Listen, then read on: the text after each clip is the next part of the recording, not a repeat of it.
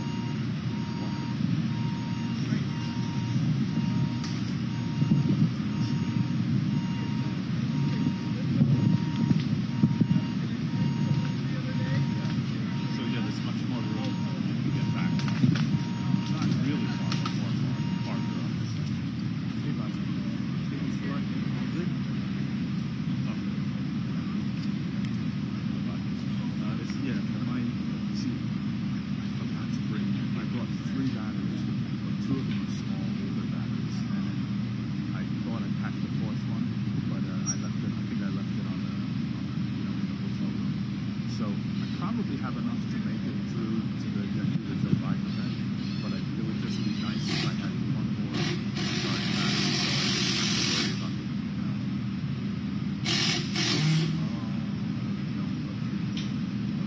never mind, I'll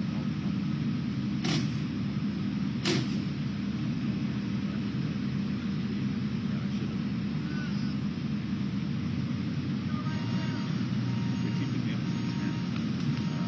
I just went through a small battery.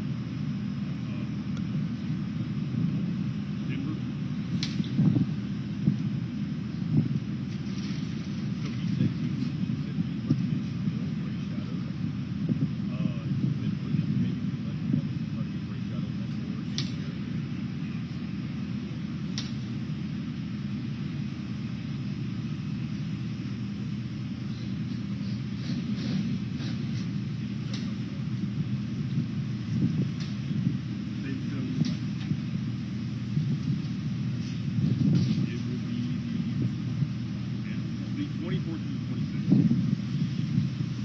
Not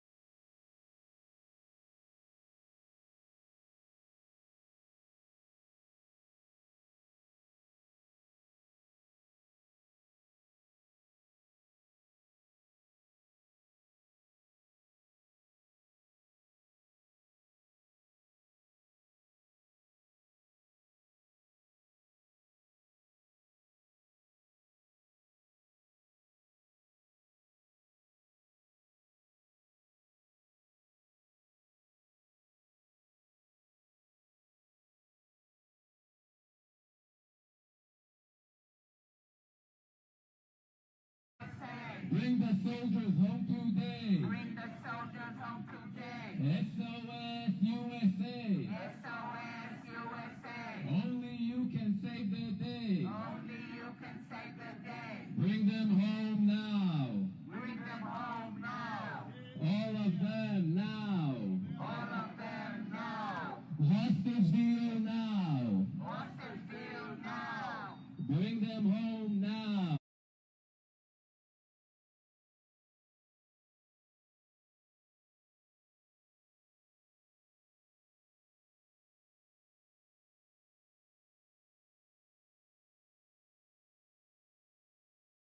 To stop to police crimes and community control of the police now, as well as all the other people's demands raised by our coalition. Right now, there's a horrific genocide of Palestinians taking place that's being aided and abetted by the Democratic Party leadership and its representatives and Genocide Joe, Killer Kamala Harris, and Baby Killer Blinken.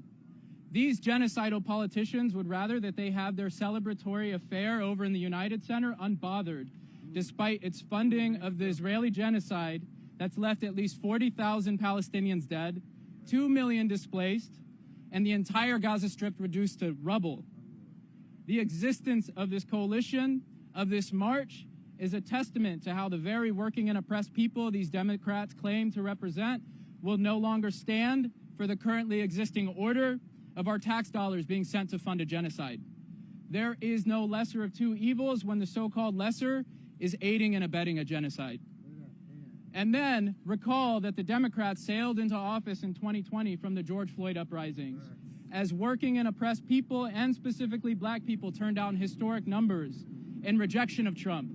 And yet Biden and Kamala's promises of passing the George Floyd Justice and Policing Act never materialized. In fact, they only sent more money to police around the country to further brutalize us, while at the same time in 2023, police in the U.S. killed more people than ever. Say her name, Sonia Massey. Sonia Massey. Sonia Massey. Sonia Massey.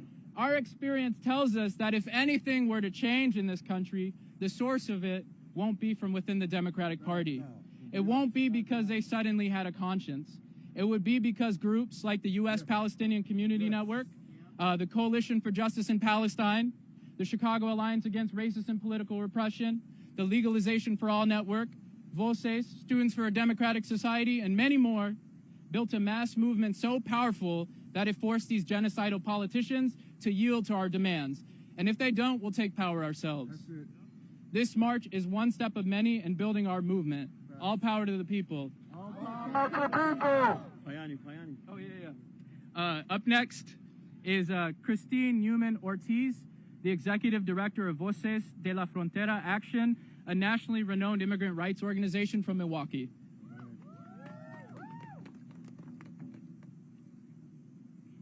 Christine Newman Ortiz, Executive Director, Voces de la Frontera Action, CHRISTINEUMANN-ORTIZ, pronouns she, ella.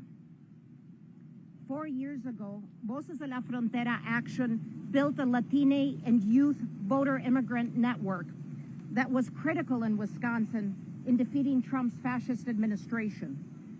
And we are committed to do that again as part of a broader movement to block the threat of a second-term Trump administration, more empowered and ready to implement mass deportations and strip away decades of social progress, including our very right to organize. But we stand here with all of you today to deliver a message to the Democratic Party that our commitment to defeating fascism does not mean that we do not make demands on the Democratic Party. We have waited too long for the promise of immigration reform for 11 million essential workers and their families who worked in the pandemic, yet are not treated as the heroes they are. We call on Harris and Walz to deliver on immigration reform in the first 100 days of the new administration. We stand in solidarity with Palestinians for an end to the funding of a genocidal war in Gaza. As immigrants, we too understand the role of the U.S. government in supporting dictatorships abroad to serve corporate interests, whether that is backing Israel to serve oil companies in the Middle East or banana companies in Guatemala in the 1980s that conducted their own genocidal war against the largely indigenous people, or economic policies like NAFTA that forced people to migrate. We know that an independent movement from below that is in solidarity with each other is the only way we can build enough power to defeat fascism and advance a real democracy. Immigrant rights is women's rights. Immigrant rights is LGBTQ rights. Immigrant rights is workers' rights. Yes. Immigrant rights is human rights. Yes. Si se puede. Sí se puede. Oh, excuse me. Thank you, Christine. Next up is Victoria Hinckley. Victoria is a student organizer with Tampa Bay Students for a Democratic Society and was recently expelled from the University of South Florida for being a leader in the Solidarity encampment on campus. Hello, everyone. As Fayani said, my name is Victoria Hinckley. That's first name Victoria, Victoria. Last name Hinckley, Hinkley. I'm 22 years old. I'm a student organizer with Students for a Democratic Society, and I go to school at the University of South Florida in Tampa. Students for a Democratic Society is really proud to be a part of the coalition to march on the RNC and to be leading in the student contingent here today. And we're marching on the DNC to demand an end to all U.S. aid to Israel, to demand that the genocide in Palestine be ended now. We've seen continually the Biden-Harris administration support genocide abroad by funding the IOF, by funding the Zionist State of Israel, by continually sending arms and billions and billions of dollars to fund this genocide. And we've seen them also attack the student movement for Palestine here at home with passing bills against protesting, calling students terrorists, saying that we deserve to get deported, encouraging violence be used against us by the police on our own campus. And, this past spring, we saw a historic nationwide student movement for Palestine. We saw students build encampments at their campuses. And this was, a really historic student movement, a very historic anti-war movement supporting the liberation for Palestine, supporting demanding divestment from their universities who are complicit in this genocide. And we saw students come out in thousands to support this encampment. So we know that students across the country stand with Palestine. They're demanding an end to the genocide and an end to U.S. aid to Israel. And we also saw a very violent response from university administrations and from police. We saw, people be tear gassed at my own school in Tampa at our encampment. We were tear gassed and we had rubber bullets shot at us. Shame.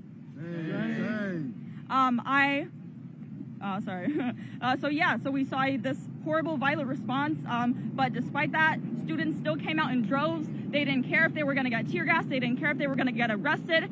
They were there to stand with Palestine. They were proud to stand with the resistance. And after that encampment movement, we saw horrible political repression take place in the forms of attacks on the student movement. In my own chapter, we had my fellow SDSer Joseph Chari was suspended for leading the encampment that day at the University of South Florida.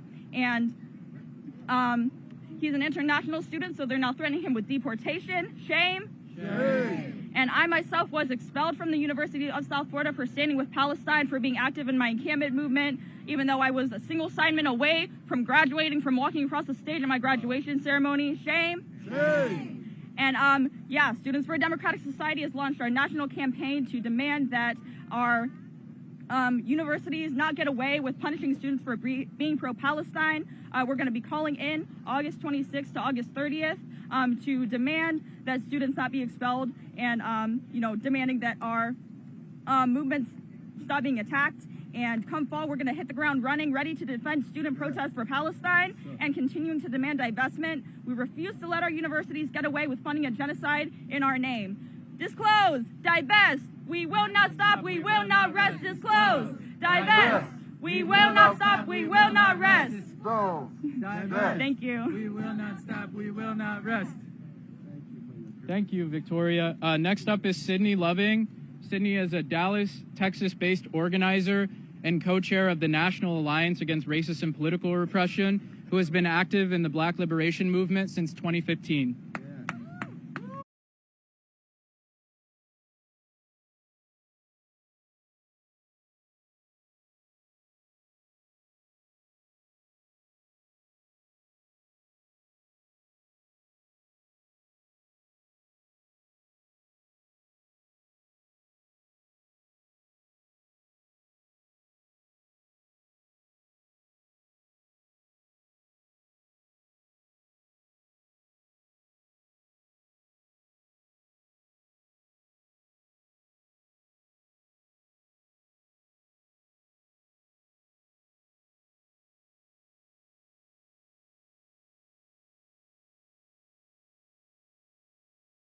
Palestine, and it's not about charity or anything like that. It's that we have a very deep understanding of how our struggles are connected, and it's very clear. It's not hidden. The same people that are getting rich off of genocide in Gaza are the same people that are invested in the oppression of Black people in this country.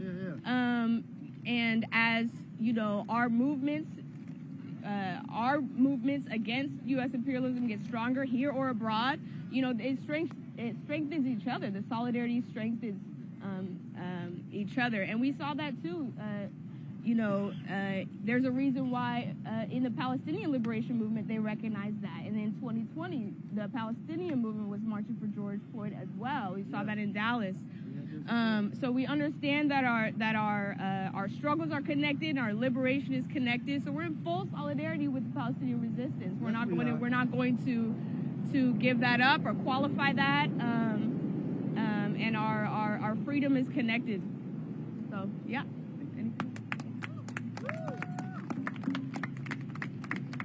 Thank you, Sydney. I'm honored to introduce this next speaker, who's a very, very close friend of mine, and we share a political analysis, a political trajectory, and she represents a really important community in Chicago as well, and in the country. In-hae Choi is the former executive director of the Hana Center, a Korean organization that combines social services and community organizing to promote social change. She's also a nationally known immigrant rights and Asian community leader. Please welcome In-hae Choi. Good morning. So my name is In-hae Choi, I-N-H-E-C-H-O-I. And I'm with the Hana Center, as Hatem said. We are a community-based organization that works with Korean, Asian American, and multi-ethnic immigrant communities. We build power toward advancing human rights. I'm also here with the National Korean American Service and Education Consortium, NAKASEC Action Fund, where we try to improve the policies that improve human rights, immigrant rights, and civil rights. And so we're here today with two purposes. The first is, as you've been hearing, to demand that the U.S. government stop using our tax dollars to fund Israel to continue committing atrocities and killing innocent lives in Gaza. Our people come from countries that have been experiencing brutality and tragedy of colonization, war, and U.S. military occupation. In fact, U.S. troops are still in Korea and in the Philippines, and they must withdraw to make sure that there's peace in those lands. And so what's happening in Palestine feels personal to us. And so we stand with millions of other Americans who are not here today, but all over the country today and this week, to say that we demand that our own government, that actually has the power to stop genocide in Gaza, actually stop it immediately. We're also here to hold our legislators and the Biden administration accountable by demanding that they do their job and not play politics with immigration. They make promises, as we all know, and once they get in, they don't do their job. And in fact, they make it worse. We all know that. It's broken record, but it keeps happening, right? So, in fact, we all know that this country cannot function without immigrants. A recent study was released by the tax taxation and immigration policy that found that in just 1 year, undocumented immigrants contributed 96.7, almost $100 billion in taxes to the federal, state, and local governments. So actually, America cannot afford to lose immigrants. Politicians know very well about taxation and representation. So to them, we're here to say that we're not paying you to be all fancy and boastful and joyous among yourselves inside the convention or outside the convention. We are here to say, do your job, make policies that protect and support immigrants and all other marginalized communities as well. And finally, we really urge the city of Chicago to grant us a 2.1-mile route that we need. Let's make different history. That in 2024, City of Chicago supported and facilitated a safe and peaceful demonstration at DNC. There's still time. Thank you. Thank you, Inhe.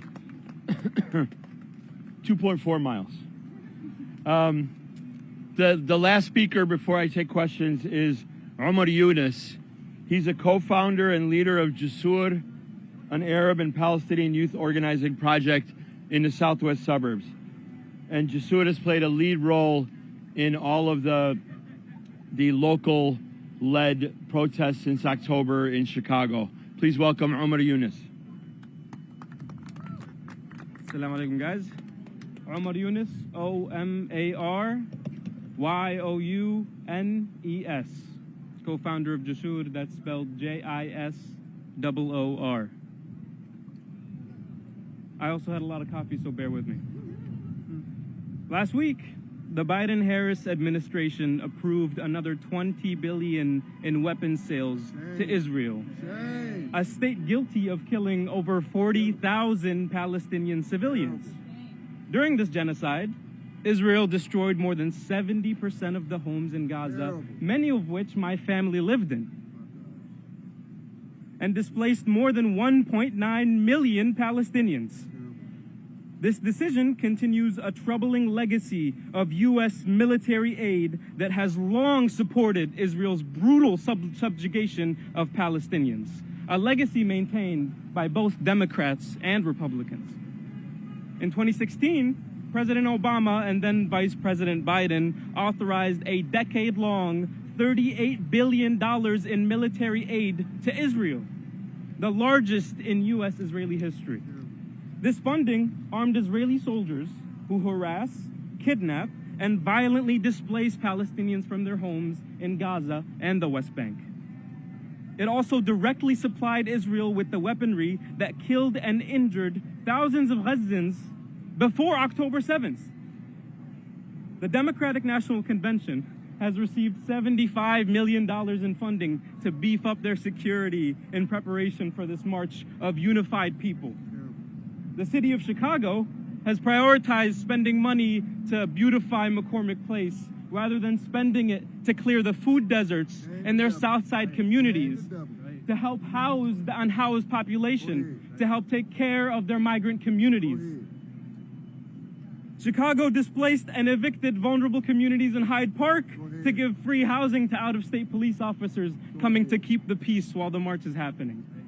The Democratic Party may present a new face, but its support for Israel remains unchanged.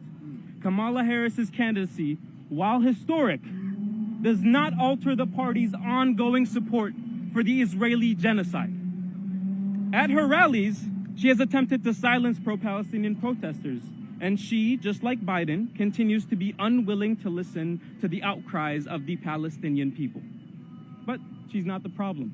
The party is what keeps this agenda moving, and the people are here to make their voice heard. My community wakes up to photos and videos of our family and friends decapitated, burned to death, killed by 2,000-pound Israeli bombs dropped on their homes. This pain is what drives the people of Chicago out into the streets in the thousands every single weekend. Residents of Pilsen and Bridgeport and other wards came out in the hundreds to lobby their aldermen to get them to vote for the ceasefire resolution. Hundreds of students came out, spending days at their university campuses. People of all backgrounds, Black, Latino, and every single color you can imagine, out there to support the Palestinian people and demand better for our people. Our message is clear. End U.S. aid to Israel now.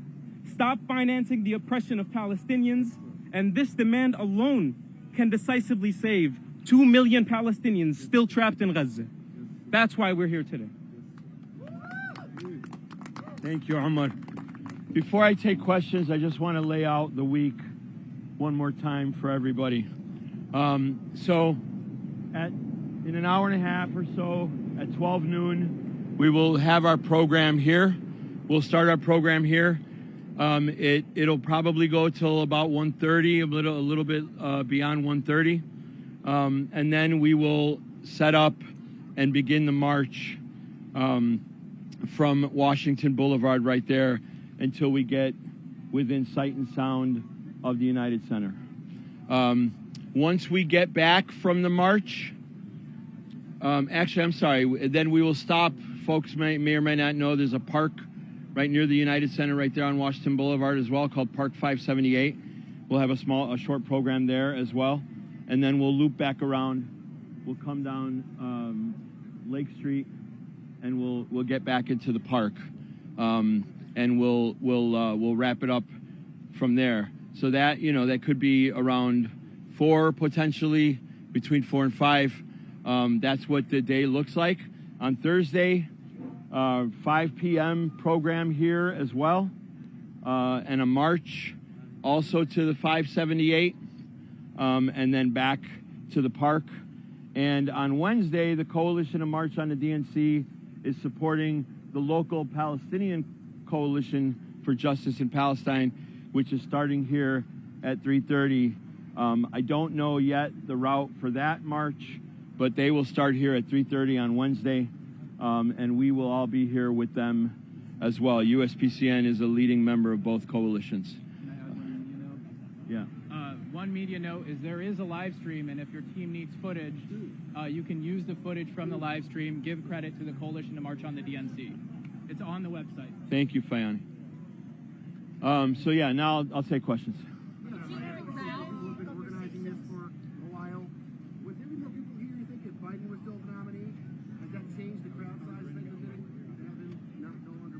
Yeah, I mean, we won't know that for a couple more hours, but we still think there's going to be thousands of people here, maybe tens of thousands throughout the week.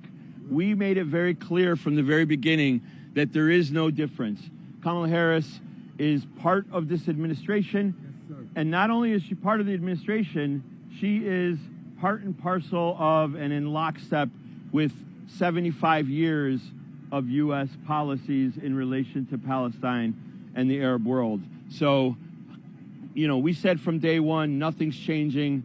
All full steam ahead for our coalition and our mobilization.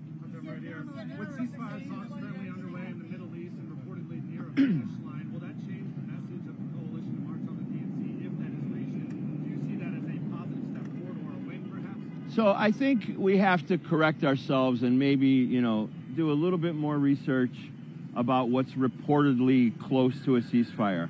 The Palestinian Unified Resistance has been saying for weeks that we're not close to a ceasefire because Netanyahu is continuing to move the goalposts. Every time July 2nd, the Palestinian Unified Resistance was ready to make the deal of the exchange of Palestinian political prisoners for Israeli detainees, the deal that Israel would have to withdraw from the entirety of Gaza, the deal that the genocide would end and Israel would leave all of the crossings and all of the borders. And Netanyahu refuses to do that. And so although it's reported by U.S. press and by some European press that we're reportedly close, we're actually not. You should listen to the people who are in the negotiations. You should listen to the Unified Palestinian Resistance, because they're saying they're not going to take a deal that Netanyahu believes that he can change every single day and every single week. So that is a sort of a non-starter until the Israelis negotiate in good faith, agree to withdraw, agree to a permanent ceasefire. Netanyahu does not want to agree to a permanent ceasefire. He wants to agree to the type of ceasefire that Killer Kamala is asking about or talking about. One that's temporary, the one that offers a few weeks of respite before the Israeli bombs, U.S. bombs, start dropping on people's heads again in Gaza. That's unacceptable. The Palestinian resistance is not close to a ceasefire, and so it doesn't matter what U.S. press and Western European press is reporting. Molly. Just an update on the protest route. Because y'all have been negotiating with the city. Are we still with the 1.1 mile route turning at Maple and So again, you know, everybody knows what happened in the last week. 3 days ago, they tried to say we couldn't have stage and sound, and we fought very hard for 48 hours, and we got them to change their minds and to allow us to put it up. That was community organizing at its best. That was the community organizing of Christine's organization and Inhe's organization and Students for a Democratic Society and SJPs and all of the 290 or so organizations that make up the Coalition of March on the DNC. And that's what we know. That's what we do. And we're not going to stop until we step off the stage to get that 2.4 miles that we need to accommodate the protesters here today. Do you have an opinion on the fact that Kamala Harris named a liaison, a special person to liaise with the Arab American community, and about the uncommitted delegates that we're seeing? Yeah, there's always a liaison with the Arab community, just like there's a liaison with the black community and a liaison with the immigrant community and a liaison with all the other communities. Have those liaisons truly been able to make any substantial, legitimate changes for people on the ground, working people, marginalized people on the ground? At least in the Arab context, they haven't. I don't know that much about this person. I would have to learn more before I would be able to give a statement like that. The uncommitted folks are people that we know. That movement of uncommitted and uninstructed in Wisconsin, uncommitted in Minnesota, and in Michigan, in Illinois, we don't have an uncommitted choice. So the community here decided to do a campaign to write in Gaza instead of voting for Biden in the primaries. 700,000 people altogether who traditionally and historically vote Democrat did not vote for Biden in the primaries in that movement. So that is a substantial movement. I appreciate the fact that they're in there. They think that they could maybe make a change from within. That might not be the opinion of myself or a number of organizations that are part of this coalition. But, you know, inside-outside strategy is not bad.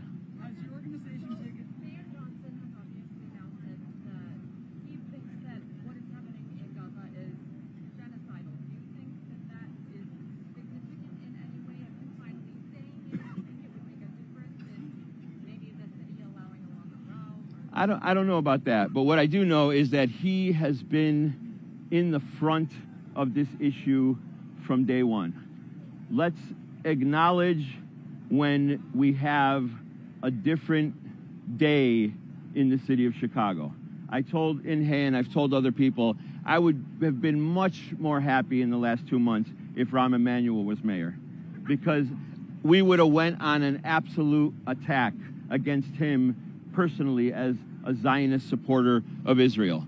But we're in a city in which we have a mayor who says, I am from the movement. A mayor who says, I am an organizer. A mayor who says that people have the right to protest and express their First Amendment rights. We all respect that. We also have a mayor that we sat in the city council with who broke the tie for the ceasefire resolution in Chicago, the largest city in the country, to pass that resolution. It was the mayor who broke the tie. And now he goes and speaks to Mother Jones and he calls it a genocide. And he says to the world, we can't be ashamed to call it what it is. That is a powerful, powerful moment right now for the mayor of one of the biggest, strongest cities in the country, a Democratic Party stronghold as well, who says that. That's powerful. It means a lot. Just back to the rally route really quick, or the march route really quickly. What route are you encouraging people to walk today? Because I know you said yesterday that the number of people will dictate, kind of where they go, but where are you going to lead this? We don't have to encourage anyone to go anywhere. We're organizing this march. We have lead banners, we have lead marchers, we have lead marshals. We will lead the march on the route that is agreed upon. So again, it's 1.1 miles right now, but we're not stopping until, we get the route that we want. With whose? No. This coalition is not. Kamala didn't call me.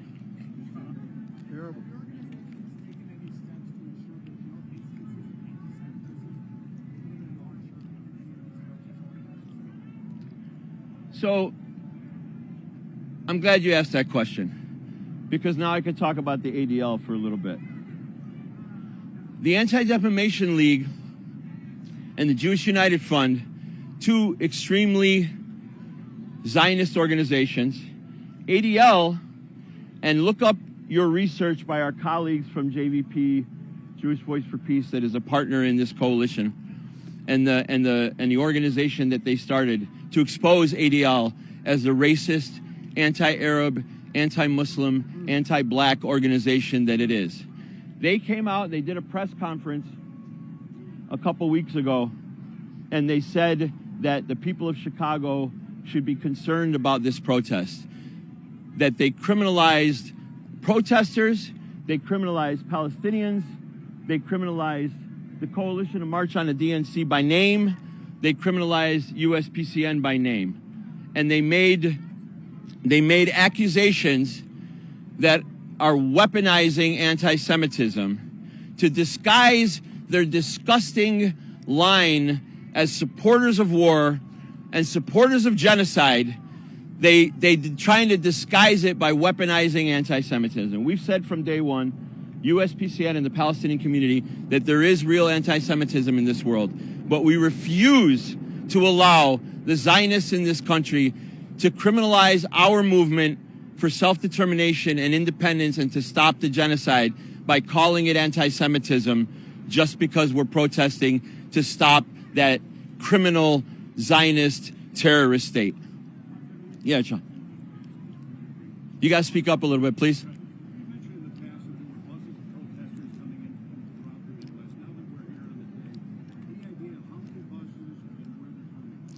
Yeah, I actually don't know if they're all here yet, but we do know that there are 2 from Michigan, there are 2 from Wisconsin, there are 2 from Minneapolis, there are buses coming from Cleveland and Youngstown.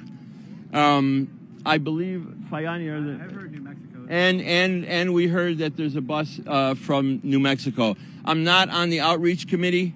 The media committee was already too much work for me, so I don't know exactly if there are other buses coming, but definitely those that I just mentioned. Wait, you asked already. Go ahead.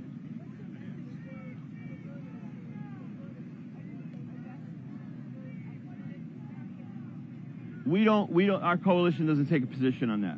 We don't take a position telling people who they should vote for, whether they should vote, whether they shouldn't vote. So that is not the purview of our coalition. In fact, the reason why we're out here and not, trying to, get into the convention and talk to delegates and all that there is because, we don't think that there is a lesser of 2 evils when it comes to Palestine and the Arab world. The Republicans and the Democrats are in lockstep. Yeah. Can you cut them, please? Yeah. Hold on. Anybody else? Yeah, I will. I'll give you.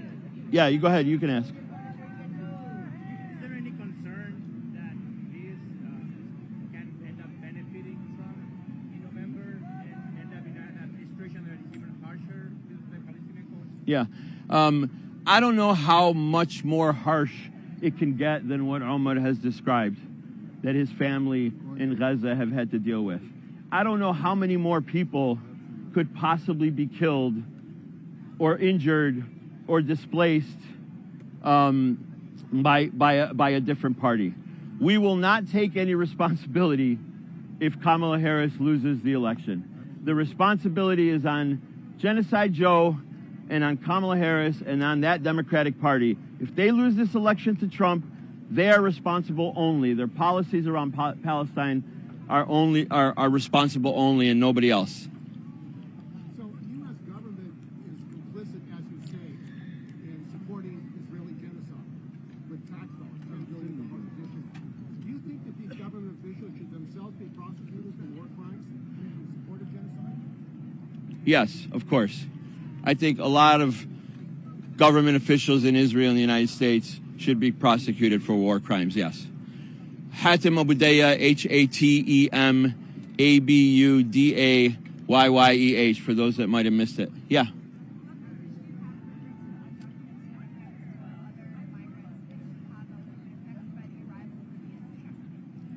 Christine and Inhe? Both of you. This is a question for you all. Yeah. Go ahead, repeat it.